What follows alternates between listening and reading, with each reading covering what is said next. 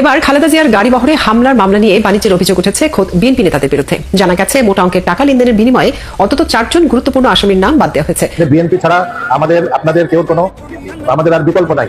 BNP সম্পর্কে বলছে Guinness বুকে লেখা থাকবে একটি দল কিভাবে সারা বাংলাদেশ থেকে নিশ্চিহ্ন হয়ে যায়। আজকে বিএনপিকে উচ্ছেদ করে ভারতে পাঠাবেন এই সমস্ত স্লোগান দিলে নিজেদের কবর নিজেরা রচনা করবে। 3 মাস অতিবাহিত হলো, 4 মাস অতিবাহিত হলো, এখনো আমাদের প্রিয় নেতা তারেক রহমান 16 বছর বাইরে থাকার পরে দেশে কেন আসতে পারল না? দর্শক, সেই ছোটবেলা থেকে সবাই শুনে আসছে সর্ষের মধ্যে ভূত, আর সেই সর্ষের মধ্যে ভূত বলতে কি বোঝানো হয়েছে সেটি এবার বিএনপির এই কর্মকাণ্ড দেখলে বুঝতে পারবেন। সাবেক 3বার প্রধানমন্ত্রী খালেদা জিয়া তার গাড়ি বহরে যখন হামলা করেছিল সেই আওয়ামী লীগের আমলে, তখন তার বিরুদ্ধে মামলা করতে পারেনি, কিন্তু যখন 5ই আগস্টের পরে প্রেক্ষাপট চেঞ্জ হয়ে যায়, পরিবর্তন হয়ে যায়, তখন তার বিরুদ্ধে হয় মামলা। আর সেই মামলা থেকেই বাদ দেওয়া হয় বড় বড় 4 জন আসামির নাম। আর সে সকল আসামিরা কি আওয়ামী লীগের নাকি বিএনপির? যদি বিএনপির হয়ে থাকে তাহলে তারা এমনটি করলো কেন? আর আওয়ামী লীগের হলে কত টাকার বিনিময়ে এটি হচ্ছে? যে কারণে কি তারেক রহমান দেশে আসতে পারছে না? নিজের দলের নেতাকর্মীদের উপরে কি তার কোনো ভরসা নেই? বিস্তারিত দেখুন আজকের ভিডিওর তথ্যচিত্রে। এবার খালেদা জিয়ার গাড়ি বহরে হামলার মামলা নিয়ে বাণিজ্যের অভিযোগ উঠেছে খোদ বিএনপি নেতাদের বিরুদ্ধে।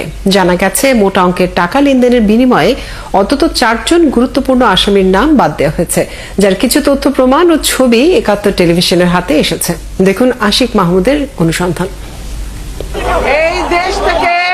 2015 সালের 20 এপ্রিল ঢাকা উত্তর সিটি কর্পোরেশনের মেয়র পদে বিএনপির প্রার্থী তাবিদ আওয়ালের নির্বাচনী প্রচারণায় অংশ নেন দলটির চেয়ারপারসন বেগম খালেদা জিয়া। ওই সময় কারওয়ান বাজারের বাপেক্স ভবনের সামনে খালেদা জিয়ার গাড়ি বহরে হামলা করে আওয়ামী লীগ ও তার বিভিন্ন অঙ্গ সংগঠনের নেতাকর্মীরা।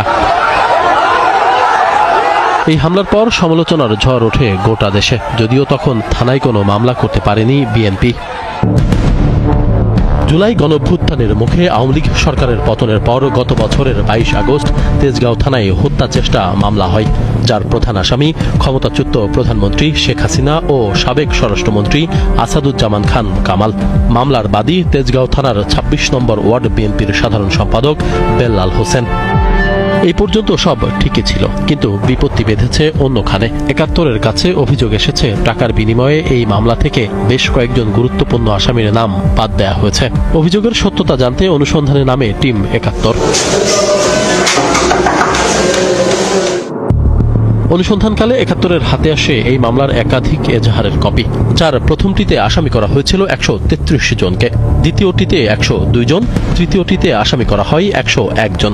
সর্বশেষ মামলা দায়ের হয় ১০৮ জনের নামে, যা বিশ্লেষণ করে দেখা যায় এজাহারে খালেদা জিয়াকে হত্যা চেষ্টার হুকুমদাতা হিসেবে 4 নম্বরে রাখা হয়েছে যুবলীগ নেতা ফারুক হোসেনের নাম। অর্থের যোগানদাতা হিসেবে 9 নম্বরে রয়েছে আওয়ামী লীগ নেতা সাদিকুর রহমান হিরো, আর হামলাকারী হিসেবে 15 নম্বরে ছিল আওয়ামী লীগ নেতা সেলিম রেজা ও 16 নম্বরে তারই ভাই আরেক আওয়ামী লীগ নেতা মুক্তার হোসেনের নাম।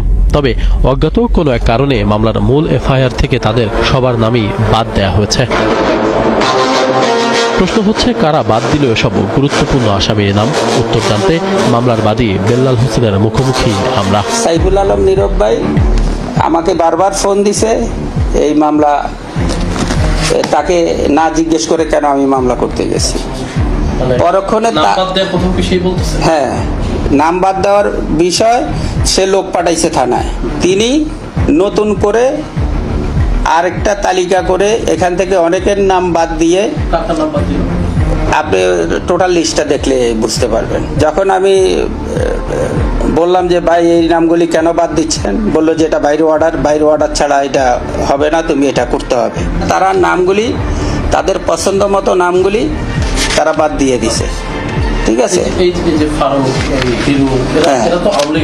রাইট রাইট, অবশ্যই আওয়ামী লীগের লোক। এবং এইটা তারা কি কিসের বিনিময়ে বাদ দিছে সেটা আমি বলতে পারবো না।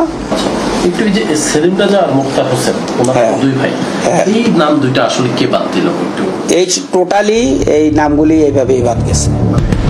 মামলার বাদীর এই বক্তব্যের সত্যতা যাচাই করতে নীরবের মুখোমুখি হতে চাই আমরা। তবে টানা কয়েকদিন চেষ্টা করলেও তিনি ফোন ধরেন না, কোনো SMS-এরও উত্তর দেন না।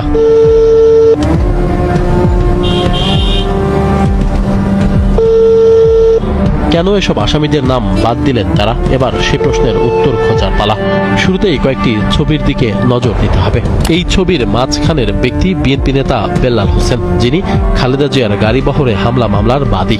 তার ঘাড়ে হাত দিয়ে দাঁড়িয়ে আছেন আওয়ামী লীগ নেতা সেলিম রেজা। তিনি খালেদা জিয়ার গাড়িবহরে হামলা মামলার 15 নম্বর আসামি ছিলেন, কিন্তু মামলার এফআইআর থেকে তার নাম বাদ দেওয়া হয়েছে।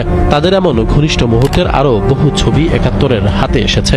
তারা কখনো মাওয়া ঘাটে গিয়ে প্লেট ভর্তি করে খাচ্ছেন ইলিশ, কখনো আবার রাজধানীর নামি দামি হোটেলে দিচ্ছেন আড্ডা।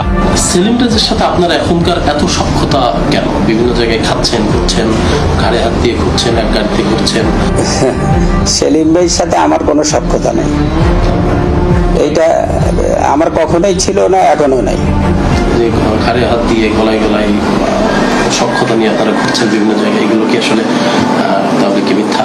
অবশ্যই মিথ্যা, আমি কখনোই তার সাথে চলাফেরা করি না। আমাদের কাছে প্রমাণ আছে, আপনি ছবি তুলছেন, এটা কি, এই ছবি কি আসলে তাহলে মিথ্যা? না, এটা আসলেই সত্য না। তাইলে এটা অসম্ভব। এটা কোনো না কোনো ভাবে কেউ না কেউ এটা ছবি এডিট করে করতেছে, এরকমও তো হইতে পারে। সেলিম রেজার ভাই মামলার 16 নম্বর আসামি মুক্তার হোসেনকেও মামলা থেকে বাদ দিয়েছেন বেল্লাল। এই মুক্তার হোসেন শুধু খালেদা জিয়ার গাড়িবহরে হামলা নয়, জিয়াউর রহমানের সমাধি ভাঙতে যাওয়া আওয়ামী লীগ নেতাদের মধ্যেও অন্যতম একজন। এই সমস্ত আসামিদের নাম বাদ দেওয়ার বিষয়টি নেক্কারজনক বলছেন বিএনপির সিনিয়র আইনজীবীরা। তিনি যদি কোনো দলীয় কোনো পদধারী ব্যক্তি হন, যে তিনি এই মামলায় ইচ্ছাকৃতভাবে কোনো ব্যক্তিকে বিশেষ সুবিধা দেওয়ার জন্য তাদের নাম বাদ দিয়েছেন, আমি বলবো সেটা হবে অত্যন্ত দুঃখজনক। আমি মনে করি বাদীর বিরুদ্ধেও কিন্তু তদন্তকারী কর্মকর্তা তার বিরুদ্ধে ফৌজদারি অপরাধ সংগঠনের কিংবা মিথ্যা তথ্য প্রদানের জন্য তার বিরুদ্ধেও কিন্তু প্রসিকিউশন করার প্রস্তাব করতে পারেন। এটা যেমন আইনগতভাবে করতে পারেন। দ্বিতীয়ত আমি মনে করি যে দলেরও উচিত হবে ঘটনাটাকে বিবেচনায় নিয়ে তদন্ত করে, দরকার অভ্যন্তরীণ তদন্তের মাধ্যমে যদি এমন ঘটনা ঘটে থাকে তার বিরুদ্ধে অবশ্যই সাংগঠনিক ব্যবস্থা গ্রহণ করতে হবে। এবং তার যদি আরো কোনো অপকর্ম দুষ্কর্ম থেকে থাকে, যেমন আপনি যেমন বললেন, যদি এমন হয়ে থাকে যে কোনো ব্যক্তির কাছে অনৈতিক সুবিধা নিয়ে এটা করেছেন, তাহলে সে অনৈতিক সুবিধা হওয়ার জন্য তিনি কিন্তু আরেকটু অপরাধ করেছেন। খালেদা জিয়ার গাড়িবহরে হামলার মতো স্পর্শকাতর মামলা নিয়েও যারা বাণিজ্যে মেতেছেন তাদের বিরুদ্ধে কি ব্যবস্থা নেবে বিএনপি, সেটা এখন দেখার অপেক্ষা।